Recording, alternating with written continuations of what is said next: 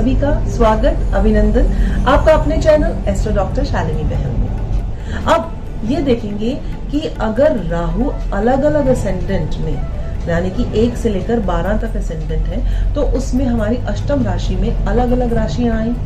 तो सबसे पहले बात करते हैं कि अगर राहु 8th हाउस में मेष राशि यानी कि मंगल की राशि में बैठा है तो वह कैसे प्रभाव देगा। तो देखिए, अगर मेष राशि अष्टम भाव में आती है इन द 8th हाउस, अर्थात असेंडेंट क्या हुआ, सिंह, तो जो मेष राशि है मंगल की राशि और राहु उसका मित्र नहीं है, अगर वह अष्टम में है और राहु अगर उसमें अश्विनी नक्षत्र में आ जाता है तो काफी अच्छे प्रभाव नहीं देगा।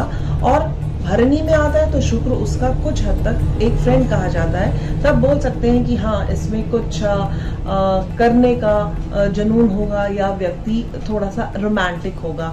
और साथ ही साथ अगर मेष राशि में सूर्य अर्थात कृतिका नक्षत्र में राहु अष्टम भाव में आता है तो पिता के साथ उसके संबंध अच्छे नहीं हो सकते हैं, परंतु मंगल की राशि में स्वयं राहु का विराजमान होना अष्टम भाव में अच्छे फल नहीं देता। यही अगर अब राहु 8th हाउस में टॉरस साइन में आता है यानी कि वृष राशि में आता है, शुक्र इसकी अपनी राशि कही गई है, कई बार इसको लोग वृष को और कई बार मिथुन को भी उच्च की राशि मानते हैं, इसमें बहुत ज्यादा कॉन्ट्रडिक्शन रहता है। ये आप खुद देखिए कि आप जब कुंडली का विवेचन करते हैं तो आपको राहु की परिस्थिति 2 या 3 अर्थात वृष या मिथुन में से किसमें सबसे ज्यादा अच्छा फल देती है, ये ग्रेजुअली आप लोग जान जाएंगे।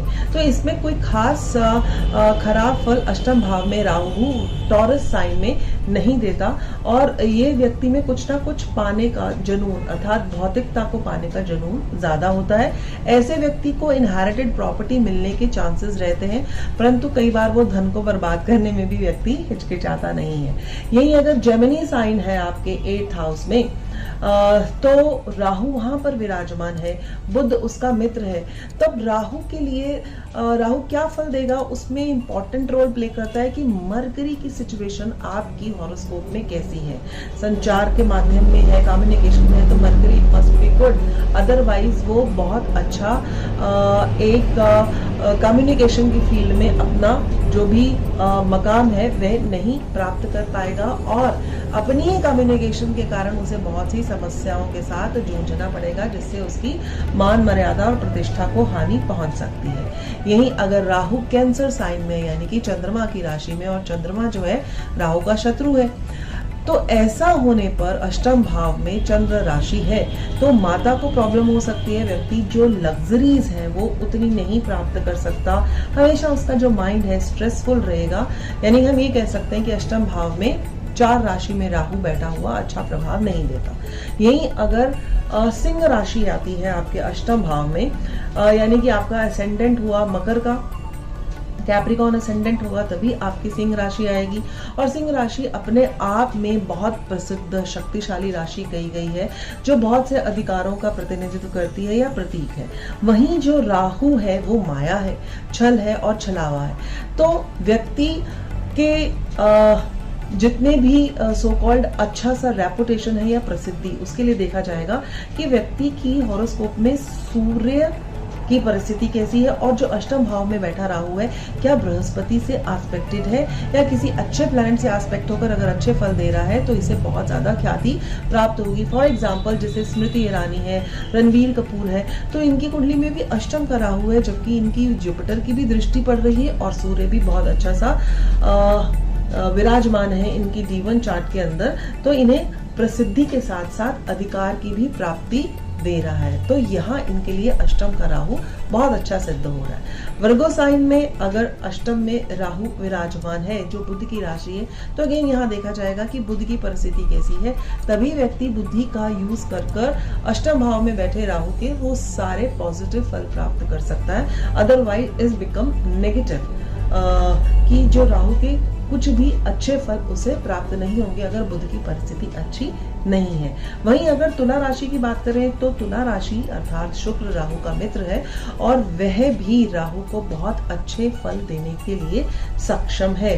अब इसी में अगर चित्रा नक्षत्र अगर आ जाता है तो व्यक्ति को धन प्राप्त होना ज़्यादा दिखाई देता है। साथ ही साथ देखा जाएगा कि मंगल की परिस्थिति कैसी है, तो जो उसके भी लग्जरीज लाइफ है, सुख सुविधाएं हैं, वह उन्हें अच्छे से प्राप्त कर पाएगा।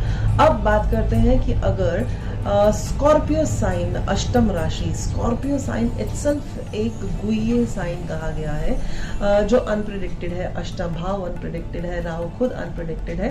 तो ऐसे जो जातक हैं वो निर्बल हो जाते हैं अगर उनकी हॉरोस्कोप में चंद्रमा अच्छा नहीं और बुध अच्छा नहीं है, और साथ ही साथ जुपिटर इस राहु को ब्लेस नहीं कर रहा, क्योंकि all the three become negative. ऐसा नहीं है कि नेगेटिव नेगेटिव बिकम पॉजिटिव, तो व्यक्ति को बहुत ज्यादा परिश्रम करना पड़ता है। और अगर यहीं वृश्चिक साइन में राहु बैठा है और ज्येष्ठा नक्षत्र में बैठा है, तो व्यक्ति जब पैदा होता है तो उसके जो मामा या मामा का जो भी परिवार है वहां पर प्रॉब्लम्स आनी आरंभ हो जाती हैं। तो इसका भी निर्धारण करा जाता है। जैसे ये बच्चे अगर उसमें चंद्रमा राहु के साथ हुआ तो कहा जाएगा कि मूलों में बच्चा पैदा हुआ है। अब राहु अगर सेजिटेरियस साइन में अष्टम भाव में बैठा है जो कि बृहस्पति का है, तो यहाँ पर भी देखा जाएगा कि बृहस्पति जो कि बुद्धि का कारक है, ज्ञान का, और जो राहु है वो बियॉन्ड ज्ञान चीजें पाना चाहता है, धन पाना चाहता है। ये जाएगा व्यक्ति और धन भी कमाएगा, विदेश यात्रा भी हो सकती है, और साथ ही साथ इसका जो जीवन है कंपैरेटिवली संतोष पूर्वक होगा, और एंड की जो लाइफ है इसकी कंपैरेटिवली अच्छी जाएगी। वहीं अब मकर राशि में राहु अष्टम भाव में, अर्थात आपका जेमिनी असेंडेंट है, तो यहाँ पर भी मकर राशि यानी कि शनि की राशि, वह भी इसकी एक मित्र राशि कही गई है। व्यक्ति बहुत जुझारू होते हैं, मेहनती होते हैं, ऑकल्ट के अंदर उनका बहुत ज्यादा रुझान होता है, गुह्य विद्याओं को जानना, हर एक चीज को बारीकी के साथ समझना इनके लिए बहुत means they can't accept the thing unless and until they go into it. किसी भी कैरियर के अंदर है तो वहां पर अगर ये जाते हैं तो इनकी अगर तरक्की होती है तो थोड़ी सी लेट जरूर होती है, परंतु इनकी पकड़ अपने प्रोफेशन में बहुत ही अच्छी कही गई है। परंतु इनका जो वैवाहिक संबंध है, विवाह उपरांत जो भी इनके रिलेशन है, वो मैरिड लाइफ इनकी काफी अच्छी नहीं जाती। यही अब कुंभ राशि अगर अष्टम में है और राहु वहां पर विराजमान है तो थोड़ी सी नकारात्मकता देगा because of the 8th house. और शतभिषा अगर राहु अपने ही नक्षत्र में है तो थोड़ी सी सफलता व्यक्ति को मिलेगी, यानी कि पैतृक संपत्ति मिल सकती है, बट लिटिल डिलेड। वहीं पर अगर बृहस्पति के नक्षत्र में है तो व्यक्ति फॉरेन जा सकता है और फॉरेन से रिलेटेड कार्य कर सकता है या एक्सपोर्ट इंपोर्ट का कार्य कर सकता है। परंतु कुंभ राशि में ही अगर घनिष्ठा नक्षत्र में अष्टम भाव में राहु विराजमान है तो most problematic situation is there for the person to grow.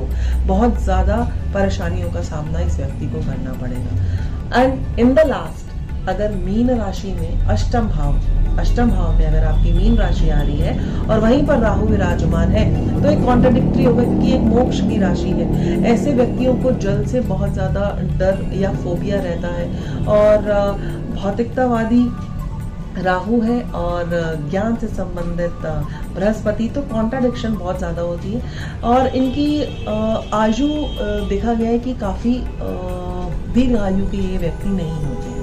इन सब के लिए नक्शल अगर अष्टम में राहु है तो कुछ उपाय है जो हर एक व्यक्ति कर सकता है, अपार्ट फ्रॉम कि किस राशि में राहु 8th हाउस में है। जैसे कि चांदी का चकोर टुकड़ा वो रख सकता है, और कोशिश ये करे कि वो ना झूठ बोले और ना ही दूसरों का धोखा दे, तो उन व्यक्तियों को भी दूसरों से धोखा मिलने के जो चांसेस है कंपैरेटिवली कम हो जाते हैं। साफ सफाई का ध्यान रखें और दक्षिण मुखी घर लेना अवॉइड करें, चाहे वो रेंटेड प्रॉपर्टी है या उसकी अपनी प्रॉपर्टी है।